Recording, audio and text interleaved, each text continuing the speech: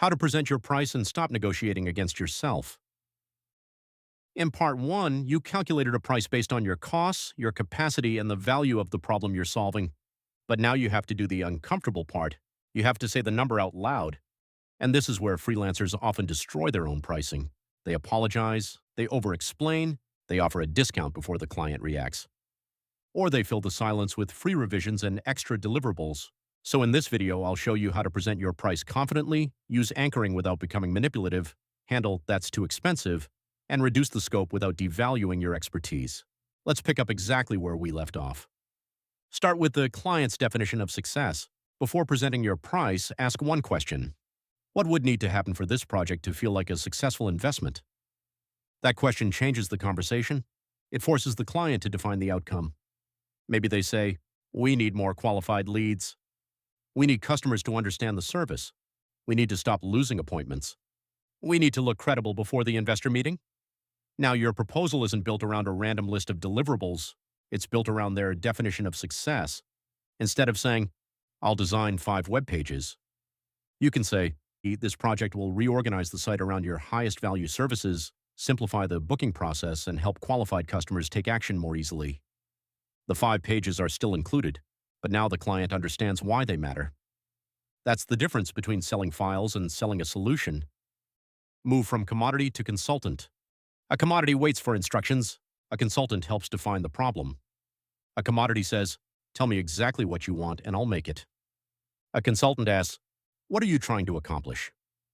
What's preventing that now? What approach gives us the best chance of fixing it?" You don't become a consultant by changing the title on your website. You become one by improving the quality of your questions and recommendations. That changes how clients evaluate you. They're no longer comparing only your hourly rate. They're evaluating your thinking, your process, your judgment, and your ability to reduce risk.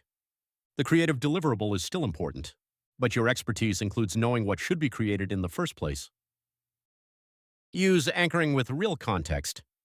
$4,000 can sound expensive when it appears without context, but suppose the client is losing $10,000 every month because customers can't complete the booking process. Now the same $4,000 feels different. The price did not change, the context changed. That's anchoring. The first meaningful number or comparison influences how the next number feels, but anchoring should be based on reality. Don't invent financial losses. Don't promise returns you can't guarantee. Use information the client has already provided.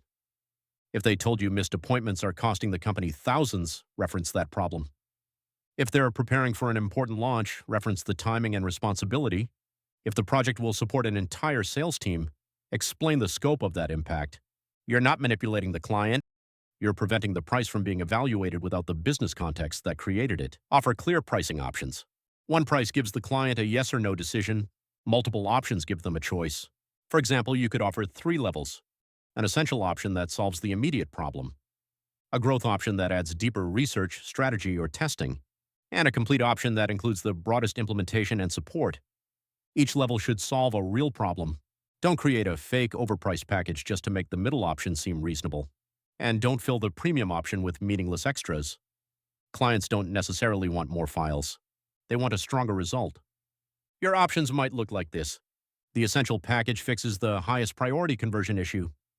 The growth package includes customer research and a complete redesign. The complete package includes strategy, implementation, testing, and post-launch optimization. Now the client is comparing approaches, not just asking whether they should hire you. 3 options are usually enough. Too many choices create confusion.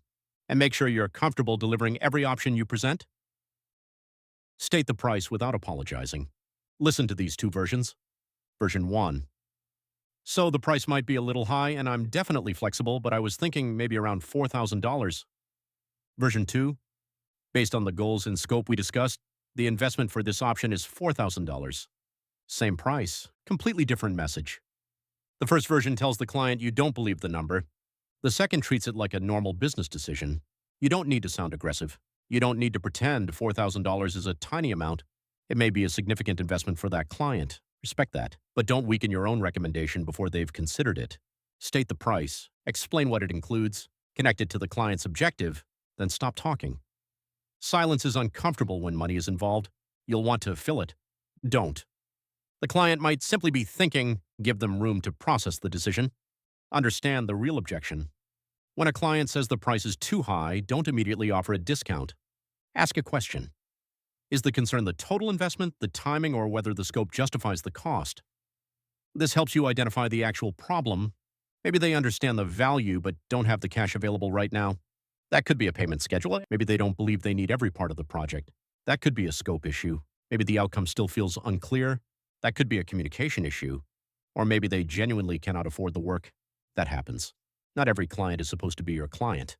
A price objection doesn't automatically mean your price is wrong. Sometimes the project is poorly timed. Sometimes the scope is too large. Sometimes you haven't explained the value clearly enough. And sometimes the client's budget simply does not match the solution. Reduce scope before reducing price. Discounting the exact same project teaches the client that your first price wasn't real.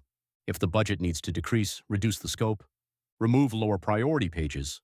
Reduce the number of concepts. Shorten the support period. Remove the strategy workshop. Limit revision rounds. Move the deadline so the project doesn't require rush work. You can say, we can lower the investment by focusing on the 3 most important pages and moving the remaining pages into a later phase. Now the trade-off is visible. The client can choose the complete solution, or they can choose a smaller solution, but you're not performing the same amount of work for less money because the conversation became uncomfortable. Lower price should usually mean lower scope. Stop offering unlimited revisions. Unlimited revisions sound generous, but they create uncertainty for you and the client. The client has less incentive to make clear decisions. You have no reliable way to estimate the project, and the timeline can expand indefinitely. Define the number of revision rounds. Define what a revision includes, and define what happens when the client changes the original direction. A revision adjusts approved work. A new direction may be a scope change. You can be flexible without making the project unlimited. Clear boundaries don't make you difficult. They make the process predictable. And predictable projects are easier to complete profitably. Confidence comes after repetition. You may understand all of this and still feel terrified when you increase your rates. That's normal. Confidence usually comes after the action, not before it. The first time you quote $4,000, it may feel ridiculous. The 5th time, it feels less dramatic. The 20th time, it's simply your price. Track what actually happens. How many proposals are accepted? Which services are most profitable? Which projects create the best outcomes? Where does the scope expand? Which clients require the most support? Which parts of your process create delays? Pricing should evolve from evidence, not fear. You may discover your rates are too low. You may discover a package is too complicated. You may discover your most profitable service isn't the one you've been promoting. Use the data. Don't treat every rejected proposal as proof that you're too expensive. You don't need everyone to say yes. A 100% acceptance rate might feel successful, but it can also be a warning. If everyone immediately accepts your price, you may not be charging enough. The goal isn't to make your service affordable to every person who asks. The goal is to make it valuable to the right clients. Some prospects will choose a cheaper option. Some will delay the project. Some will say no. That's part of running a business. The price has to support the clients who do say yes. Otherwise, you'll need so many projects that the quality of your work and your life both begin to suffer. Charging more isn't about proving that you're better than everyone else. It's about building a business that can continue delivering good work. Here's the full process. Understand the client's problem. Define what success looks like. Calculate your financial floor. Estimate the scope, responsibility, and risk. Connect the work to the outcome. Present clear options. State the price without apologizing. And if the budget is lower, reduce the scope before reducing the price. That process won't make every pricing conversation easy, but it removes the random guessing. It stops your anxiety from controlling the proposal, and it makes the price easier for both you and the client to understand. Before your next proposal, ask yourself 3 questions. What problem am I solving? What would make this a successful investment for the client? And what does this project need to cost for me to deliver it responsibly? You don't have to double your prices overnight. Start by improving how you calculate, explain, and defend the next one. And if you're building a freelance business that pays you for your expertise, not just the hours you spend working, you can subscribe and continue with the next video whenever you're ready.